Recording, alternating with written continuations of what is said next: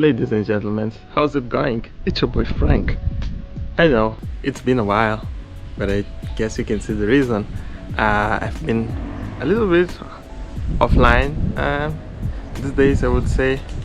Not much content posting, but I guess you guys see the reason. But we do have updates. I want to update you guys on the 350GT. Stay tuned. So today I want to share with you guys the process that we did in order to paint our 350GT. As you can see, we started by stripping out all the badges, which later on led us to remove the bumpers, and a lot of pieces were removed.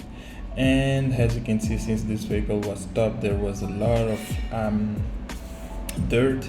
You can see right there on the top, since I've already removed the cradle of the window, there was a lot of sand which was accumulated over years that the car was stopped. So also removed the door trims, because we want to make sure that this paint sits very well on the very flashy on the window, because you can see clearly, for example, here on the spot that I'm showing where previously it was painted, you can see that the clear coat was starting to chip, and we don't want that into this new paint that we are looking forward to. So you can clearly see that we did the first round of sanding the car, and during that process we made sure to remove all the rubber trims. You can see the headlights, the bumper, all the accessories were removed, and this bump and this fender right here on the right was panel beaten on that area that you see over there. So at that point we were ready to finalize the prepping of the car. As you see, we added some body filler there, and we started sanding. We did patch some of the points also on the front bumper and also on the corner on the fender that you saw previously. And unfortunately, it started to rain that day. One of the things that we need to consider to ensure a good finish paint job is to ensure that we clean as much as we could. So I had to spend some extra time cleaning out the vehicle to ensure that we do have everything ready for paint. And as you can see, we had some primer laid out by that time. So after that, you can see how the car was looking, at least with all the dirt that we removed, and you clearly can see that it made a huge difference considering on the state that we were. So at this point, I could clearly say that the vehicle was ready to receive the primer. We already had replaced that rear door, as you can see over there, but unfortunately the door that we found needed some panel beating. But as you can see there, everything was looking good, and you can definitely see the difference between the two colors. So now it's time to head back home and start preparing our paint booth. And for our paint booth, as you're seeing there, I had those that structure laying around at home. So what I did was to assemble it, and it was not made for this purpose, by the way, but it worked. So we started to assemble it to make sure that we had a panel booth, because a paint booth, because one of the things that I wanted to make sure is that during this process we didn't have a lot of dust nip, and for that I was laying some plastic covers, as you're seeing over there, using some zip ties to ensure that we have at least a sealed place, or nearly sealed place to paint our car, keeping in mind that we were doing this on budget, DIY friendly, and at home. So another day, and we are completely done with the prepping. So now the car is being wrapped up, the windows, the things that we can't remove in order to start the painting process. So they will take some time to finalize it, and then we should be able to start painting. And as you can see, my paint booth setup, Postman paint booth, is also ready, so I'm making some good progress. One thing that I had to learn on this process is how sometimes things change. The weather can change and you have to postpone. And we only started to lay out the base coat 30 days after the day that we finalized with the structure. So keep in mind that you need a lot of patience, but the results speak themselves next.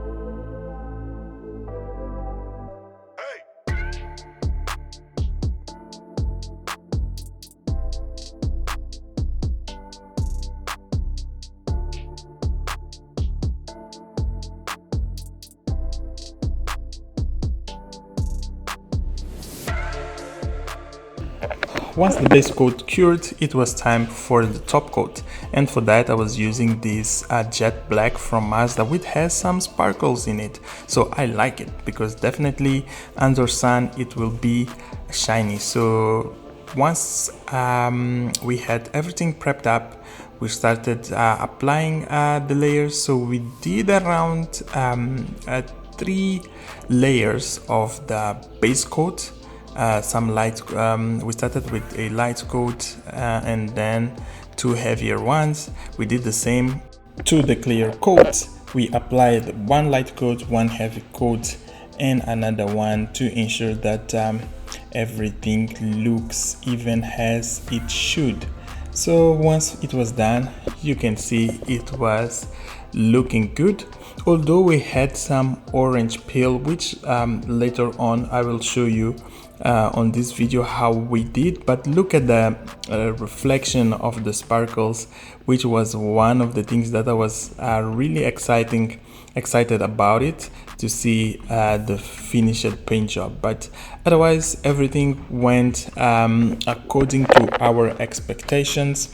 The results are there. As I mentioned before, we had a little bit of orange peel, but man, it was a process. Once again, be patient. So once we were done with the painting, the car sat for around a week drying. Make sure we were making sure that the clear coat was had cured enough to start to do the reassemble process. So as you see right there, I was just reassembling the rear, installing the tail lights, installing the bumpers. Did the same on the front. So since we painted with the bumper on, had to remove the bumper, start to assemble the headlights, and it was a process. I was just loving and enjoying as much this process of assembling everything back.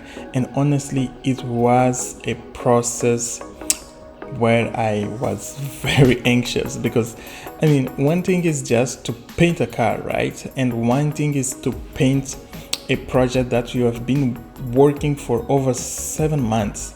And honestly, looking this bumper to be completed together, it felt like a dream, because honestly it was a dream coming true. It was a project that we actually I spent so many hours making sure that everything was working and looking as it should.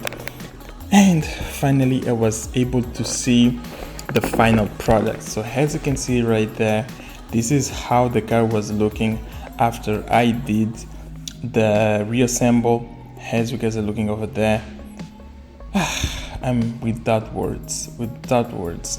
So next, what we need to do was to handle the orange peel. So for that we used a 1500 grit sanding paper. So we were sanding that with a little bit of soapy water to ensure that it would slide smoothly around the surface. So as you can see, we did a lot of sanding, and once we were done with that, we started polishing using a heavier compound. And after a few runs of sanding and polishing, this is the result. As you can see, it was looking like a mirror, and I was really excited on how the things were coming out.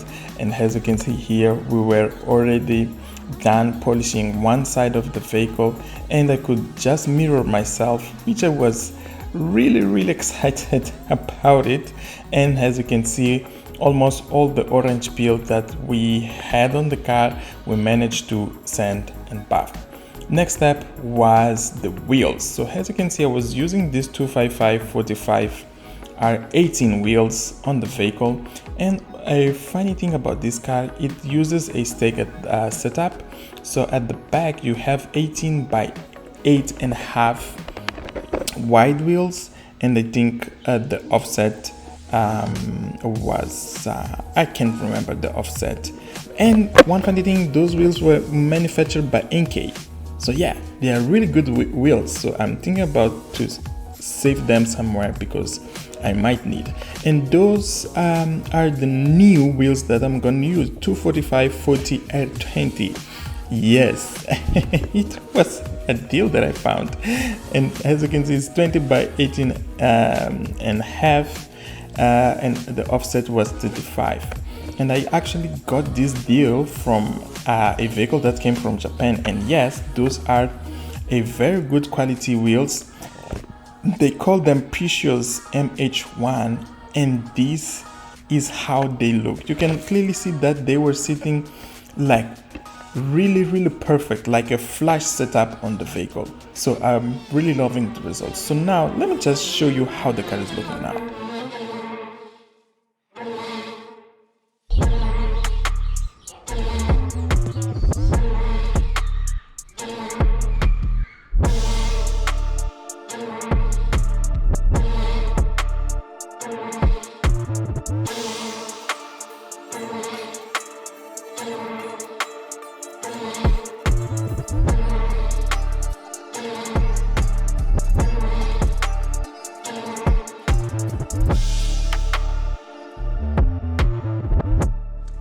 Ta-da guys, and this is the final review of the vehicle. As you guys are seeing over there, it's looking phenomenal. Keep in mind that I've been driving the car daily, I would say, on the last 4 weeks, no, 2 weeks, yeah, on the last 2 weeks. And you can clearly see that it's dirty, right? But this is just dirt, everything comes out. But I'm loving the car, and maybe you can check some reflects over there of the flakes when it's packed on the sun, which I love so much. But as you guys are seeing over there, that's the result of the polishing. I've been washing the car several times, and it's still looking great. Maybe a shot from the back. As you can see, we are still missing the badges. I have ordered them. They did not arrive until this time that I'm filming this video. So I'm pretty much happy with the results of how the whole vehicle came out. As you're probably seeing there, look at this angle. Look at this. Looks like an executive limo. And honestly, this vehicle is really comfortable. As I'm saying, I've been driving it for a couple of weeks now on a daily basis. Oh, let me open it. I've been driving it on a daily basis, and as you guys can see, everything, it's looking clean right here on the interior. I'm still missing to do some of the interior pieces. As you see, the steering wheel needs to be redone. I still have some upholstery that needs to be done. You can clearly see how this seat is looking, so it needs some care. But otherwise, here on the interior, everything is looking good as it should. As I was saying, the car is really dirty, but even though being a black car, looks really nice. Engine bay wise, you can clearly see there. I'm still missing the cover though from the engine, and we still need to clean that polishing compound that you guys are seeing over there. But everything is really nice, holding pretty well, no oil consumption. Man, I'm just honestly happy the way that the vehicle was and what we managed to accomplish. I'm out of words. Even here on the trunk, let me just open it up. It's looking very good. As you can see, I've been using the car to transport my child, so you can see her toys right there. So pretty much happy with the result, right? And I have no words to describe. And those wheels, they are amazing. Have no words to describe how comfortable they are.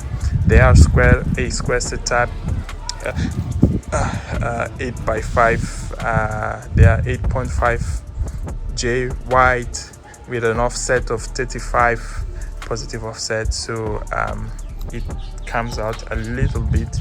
So yeah, folks, this is the final outcome of this project, and hope you guys enjoy it. And I'm looking forward to for your comments, your likes, and hope to see you around. Cheers.